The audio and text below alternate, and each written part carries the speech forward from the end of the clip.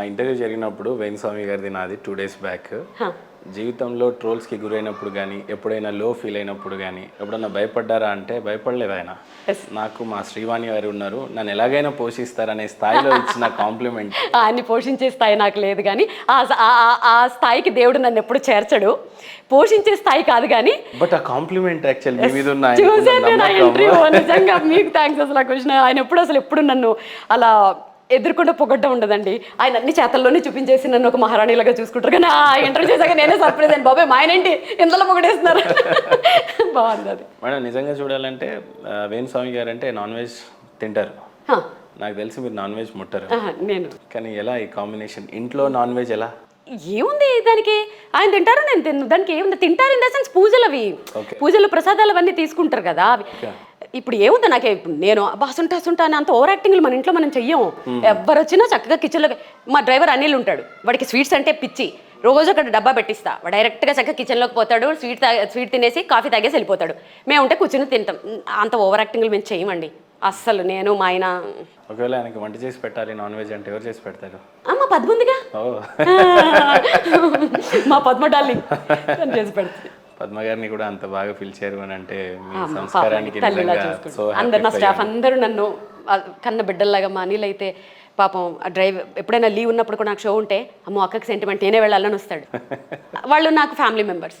బంధువులు కొంతమంది మా ఆయన చెప్తారు, ముసుగేసుకుని బంధువుల రూపంలో ఉండి మనం ఎప్పుడు నాశనం అయిపోతామా అని కోరుకునే బంధువులు కొంతమంది స్నేహితులతో పోలిస్తే వీళ్ళు దేవుళ్ళు. నిజమండి, 6 నిమిషాలు మన కోసం చేసి పెట్టి నిజంగా. అందుకే నేను మన ఇంటికి ఏమైనా వస్తే ఫస్ట్ వాళ్ళకి పంచి నెక్స్ట్ ఇంకెవరికైనా పంపిస్తా. ఫస్ట్ వాళ్ళని చూసుకుంటాను నేను. ఏమైనా ఇప్పుడు నాకు ఏదైనా కష్టం వస్తే ఫస్ట్ అక్క నేనున్నాను అని వచ్చేది నా స్టాఫ్. Yes. వాళ్ళని నేను పని మనుషులు అలా అని కూడా అన్నాను, నా స్టాఫ్ అంటాను. బట్ ఏమైనా అది మీ సంస్కారం ఏమోనండి. నిజంగా చాలా బాగా పెంచారు తల్లిదండ్రులు, లేదా మీరు పెరిగిన విధానం అంతా ప్రపంచాన్ని చూసి పెరిగిన విధానం. జీవితంలో ఆటపాట్లు ఎదుర్కొని కష్టాలు చూసి ఎదిగారా, లేకపోతే చాలా సుజావుగా చాలా సాగిపోయిందా? కష్టాలు చూసి పెరిగానండి. అంటే మే ఇద్దరం చూసిన కష్టాలు, ఆఫ్ కోర్స్ మా ఆయన అంటాడు ఆ డైలాగ్ వాడకు, ప్రతి ఒక్కడు కష్టపడి వచ్చిన వాళ్ళే అని. మీరు నన్ను అడిగారు కాబట్టి చెప్తున్నాను. చాలా అంటే అసలు ఇక నేను చూసిన కష్టాలు అయితే ఇంకా ఎండ్ అనమాట. ఇంకా భయంకరం. అందరూ పేరెంట్స్ కూడా నువ్వు పేరెంట్స్ని వదిలేసావు అంటారు. కొంతమంది మాత్రమే జనాలకి తెలుసు.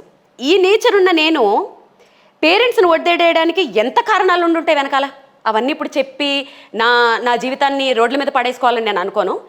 ఎవరో రీజన్ లేనిదే ఏ పని చేయరు. ఓకేనా? సో ఎన్నో అనుభవిస్తే ఇక్కడికి వచ్చామండి. చాలా చూసేసాం. ఎలాంటి కష్టాలు ఎక్కువగా అనుభవించారంటే? అవి ఇక మాటల్లో చెప్పలేను అండి. అవి రకరకాలు, ఇక రకరకాలు. అవి ఒక సినిమా స్టోరీలు. అవి చెప్పుకుంటే బాగో. చెప్పాను కదా, మీడియా అంటే ఎంతవరకు అంతవరకే. ఎక్కువ చూపించేసి రోడ్ల మీద వేసేసుకోకూడదు మన జీవితాలు. చాలా ఎక్స్పీరియన్స్ అయినట్టుంది. ముదిరిపోయాం. మేడం చాలాసార్లు జీవితంలో అప్స్ అండ్ డౌన్స్ అయితే కామన్గానే ఉంటాయి. చాలాసార్లు పుస్తల తాడు కూడా తాకట్టు పెట్టిన రోజులు ఉన్నాయి. అమ్మ బాబోయ్, నిజంగా అలాంటి స్టోరీ ఉంది కొద్దిగా కనీసం? అంటే ఎవరికో మేము అప్పుడు ఏదో కొంచెం అప్పు తీసుకున్నామండి.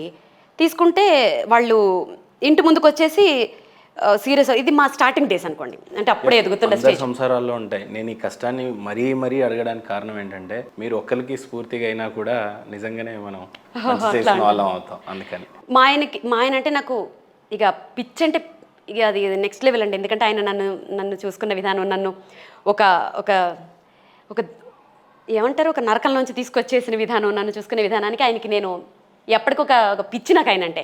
ఆయన ఎవరైనా మాట అంటే నేను పండేమను. ఏదో అప్పు చేశారు, అది తీర్చలేకపోతుంటే అప్పిచ్చిన అతను వచ్చి ఇంటి ముందు నిలబడ్డాడు.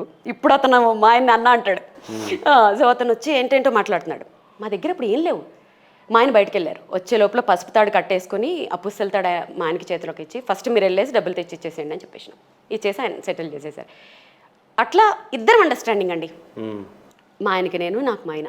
ఎవ్వరూ ఒక్కళ్ళు రూపాయి మాకు హెల్ప్ చేసింది లేదు. సో కాల్డ్ చుట్టాలు కానీ ఫ్రెండ్స్ కానీ. ఇన్ఫ్యాక్ట్ మేము వస్తుంటే, మా ఆయన వస్తుంటే ఇప్పుడు ఎక్కడ డబ్బులు అడుగుతాడో దూరం పోయిన చుట్టాలు కూడా ఉన్నారు. ఇప్పుడు అందరూ చెప్పేసుకుంటారు మా వల్లే మీరు. మా చుట్టాలే అని చెప్తారు. ఇలా నవ్వుకుంటాం అంతే. క్లాస్మేట్ అని కూడా అంటుంటారు. ఇక రకరకాల అనేస్తారు. ఇక చెప్తే బాగోదు, వాళ్ళకే డైరెక్ట్గా గుచ్చుకుంటుంది. సో వెనక ఏం మాట్లాడతారో తెలిసే వాళ్ళు ముందు కూడా ఏం మాట్లాడతారో అన్నీ మా దగ్గరికి వస్తాయి. ఇలా నవ్వుకుంటాం.